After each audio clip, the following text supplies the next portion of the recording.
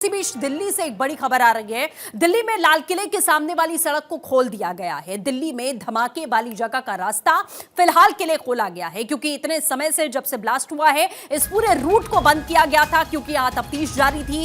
ये पूरा area sensitive था और अंडर इन्वेस्टिगेशन था। फिलहाल दिल्ली ब्लास्ट के बाद में सड़कें बंद कर दी गई थी। लाल किले के आसपास का पूरा इलाका, रोड पूरी तरीके से बंद थी, गाड़ियों को इजाजत नहीं थी, क्योंकि पुलिस की टीम लगातार वहां मौजूद थी, तफ्तीश की जा रही थी, पूरे इलाके को बैरिकेड किया गया था। इस समय अक्षय हमारे साथ में जुड़ चुके हैं। अक्षय, क्या कुछ जानकारी है? क्योंकि हमने देखा ब्लास्ट के बाद से लाल किले के आसपास वाली सभी सड़कों को बंद किया गया था। क्या अभी फिलहाल मामला और पूरा इलाका उसे नॉर्मलाइज कर दिया गया है?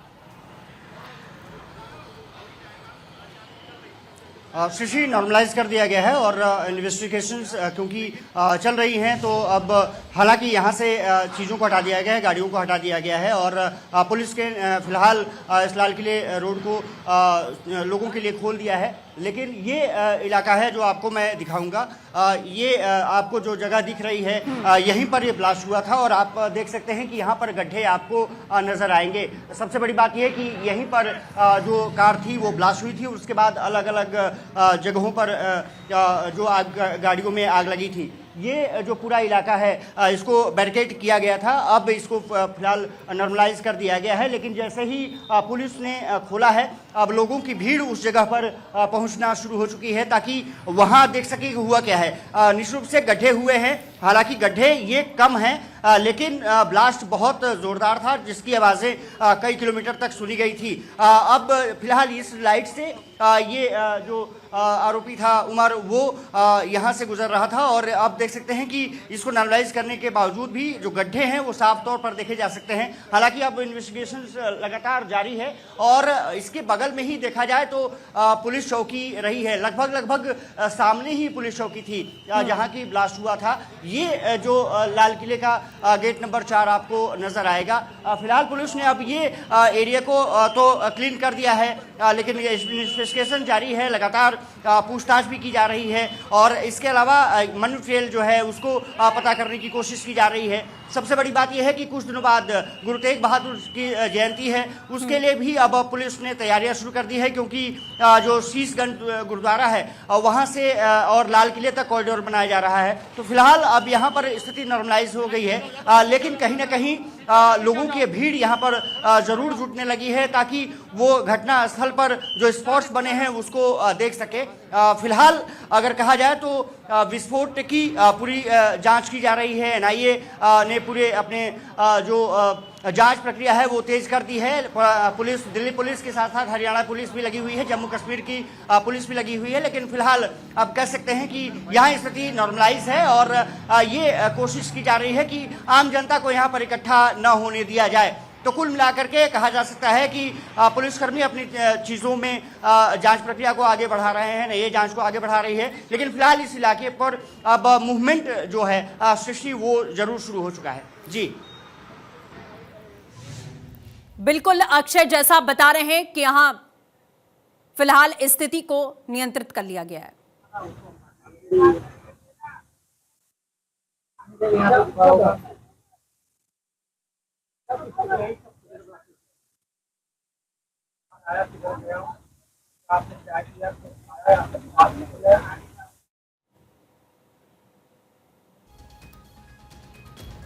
तो कुछ लोगों के बयान भी यहां सामने आ रहे हैं जो आसपास दुकानें हैं, लेकिन फिलहाल जैसा हमारे सहयोगी दिखा रहे थे कि इस पूरी रोड को, रूट को अब यहां क्लियर कर दिया गया है। रूट को क्लियर करने के बाद में अब आप ये समझ रहे हैं कि किस तरीके से इन्वेस्टिगेशन तो बढ़ रही है, लेकिन फिलहाल इस पूरे इलाके को अभी आवाजाही के लिए नॉर्मल किया गया है। लेकिन आपको सीधे हम लिए चलते हैं जम्मू कश्मीर, जहां से नौगाम से हमारे साथ में वकार, हमारे सहयोगी जुड़े हुए हैं। वकार, आप लोगों से बातचीत भी कर रहे थे कि उन्होंने क्या सुना, क्या देखा, क्योंकि जानकारी यह मिली कि 15 किलोमीटर दूर तक धमाके की आवाज यहां सुनाई दी है। क्या कुछ और लोग बता रहे हैं वहां जो मौजूद थे या फिर जिन्होंने सुना, महसूस किया?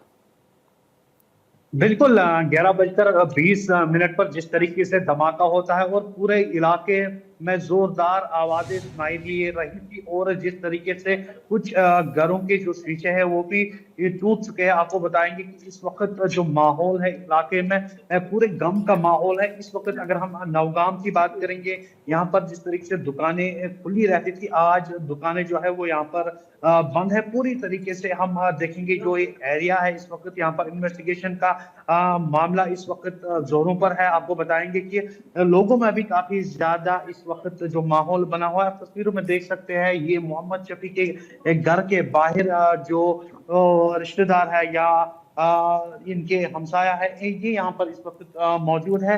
आपको बताएंगे बिल्कुल बकार, हम आपको रोक रहे हैं। फारूक अब्दुल्ला क्या कुछ कह रहे हैं, एक बार वो सुन लेते हैं।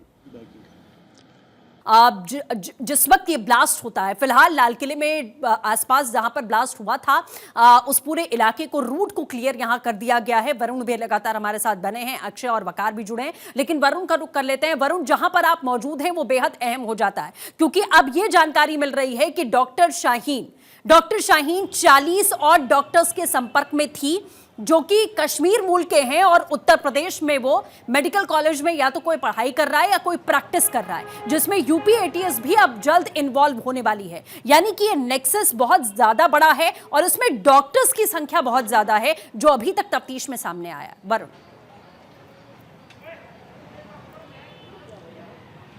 देखिए, बिल्कुल सोची समझी साजिश के तहत जिसे कहे वाइट कॉलर जो टेररिज्म था, ये जिसमें जो पढ़े लिखे डॉक्टर्स हैं उनको शामिल किया गया था। और जब डॉक्टर शाहीन और जो दूसरे डॉक्टर हैं, चाहे डॉक्टर जमील हो, डॉक्टर उमर हो, इनके जो सीडीआर और दूसरी चीज़ों की पड़ताल जब जांच एजेंसी ने आगे बढ़ाई तो बेहद चौंकाने वाले खुलासे हुए।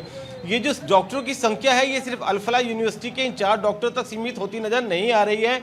कई डॉक्टर्स को मेवात से भी पुलिस ने हिरासत में लिया और साथ ही यूपी के अंदर करीब 40 ऐसे डॉक्टर्स पुलिस को, जांच एजेंसीज को पता चले हैं जो कि डॉक्टर शाहीन के लगातार संपर्क में थे। क्योंकि जांच के दौरान ये भी पता चला है कि जो डॉक्टर शाहीन है उनको महिला ब्रिगेड की जो कमान थी वो पाकिस्तान में बैठे बिल्कुल वरुण, आपका हम रुख करेंगे, आप नजर बनाए रखिएगा, लेकिन अक्षय का भी रुख कर लेते हैं। अक्षय, जैसे आप तस्वीरें आप दिखा रहे थे कि पूरे एरिया को नॉर्मल कर दिया गया है, क्या दुकानें भी, बाजार, मार्केट पूरी तरीके से अब संचालित हो गया है जैसे पहले हो रहा था, सब कुछ वहां पर सामान्य है?